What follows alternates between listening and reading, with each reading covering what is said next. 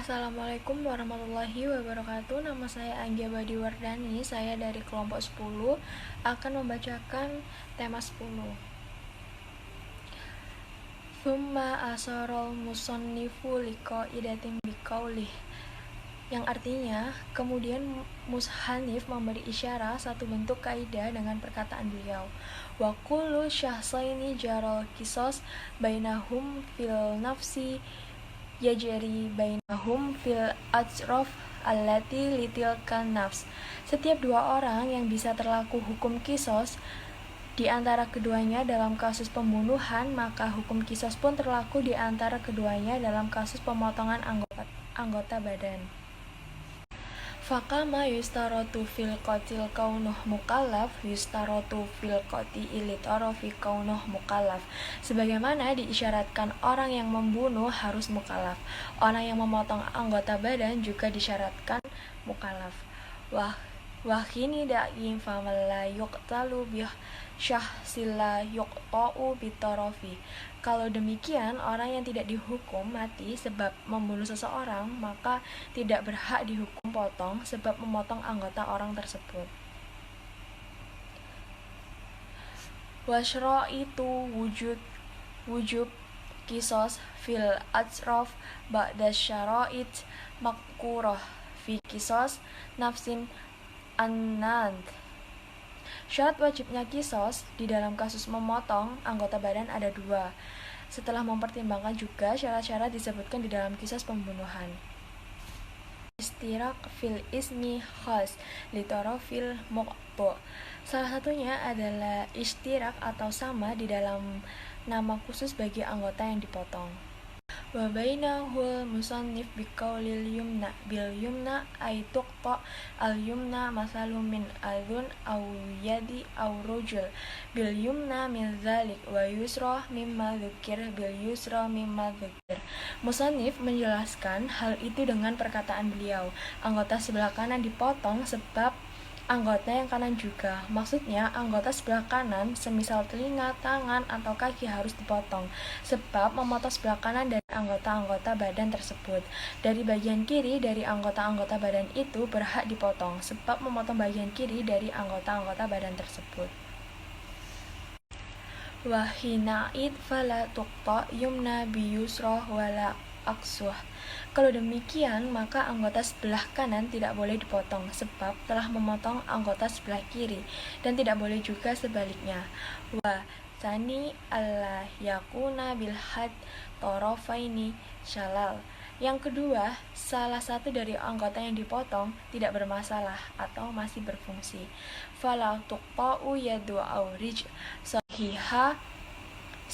sahiha bisalain wahiyya latila amallah, sehingga tangan atau kaki yang sehat tidak boleh dipotong sebab tangan atau kaki yang syalak, anggota yang syalak adalah anggota yang sudah tidak berfungsi. Amma syalak fatuqta bisahiha alal masyhur. Adapun anggota badan yang syalak berhak dipotong sebab memotong anggota yang sehat menurut pendapat al-masyhur.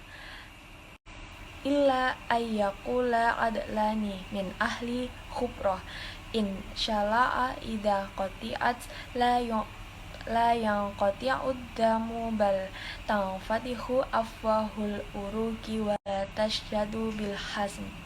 Kecuali jika ada dua orang yang adil dari ahli kubroh, pakar ahli, yang berkata bahwa sesungguhnya anggota yang tidak berfungsi tersebut ketika dipotong maka darahnya tidak akan berhenti.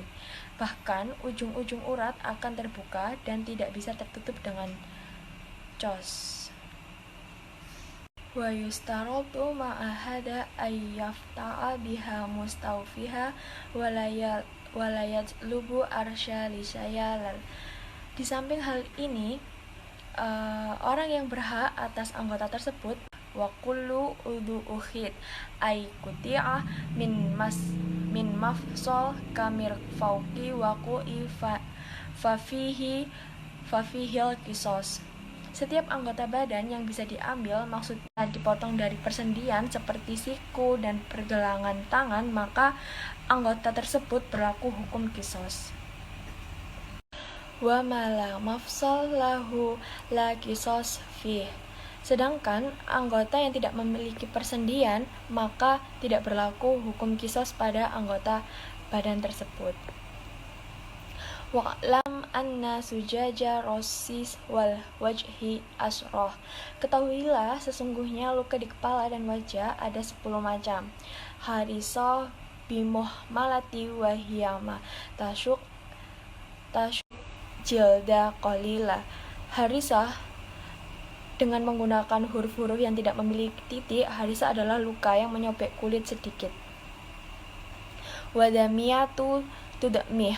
Damiyah yaitu luka yang mengeluarkan darah di kulit. Wabadi'atu taqta'ul halm. Badliyah adalah luka yang hingga memotong daging. Wa mutalahimatun ta'hu sufi. Mutalahima yaitu luka yang hingga masuk ke dalam daging. Wa simhaqu tablugha bil data allati bainal lahmi wal ad. Simhak yaitu luka yang sampai hingga ke kulit di antara daging dan tulang. Wa mudihatu tudihul adoma minal ham. Mudila yaitu luka yang hingga menampakkan tulang yang berada di balik daging. Wa hashimatu taksur al adoma sawaun audahathu aum la. Hashima yaitu luka yang hingga memecahkan tulang, baik sampai menampakkan tulang atau tidak. Wa munakilatu tunakilul adhoma min makani ila makanin akhar. Munakilah yaitu luka yang memindahkan posisi tulang dari suatu tempat ke tempat yang lain.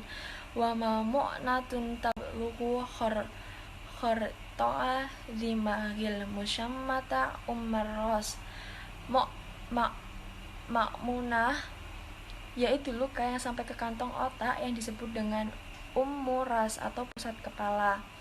Wada mikhotum bighaini mu'jamatin tuhroku tilka kharitoh watasilu ila ras. Lam mikhoh dengan huruf ghin yang diberi titik satu di atasnya, yaitu luka yang sampai menyopek kantong otak tersebut dan sampai hingga ke ras. Wastathnal musannifu min hadhil asrati ma tadammanahu qauluh. Dari 10 bentuk luka ini, Mushannif mengecualikan apa yang terangkum di dalam perkataan beliau.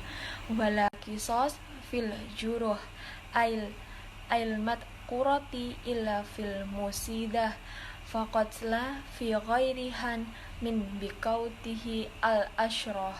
Tidak ada hukum qisas di dalam kasus luka.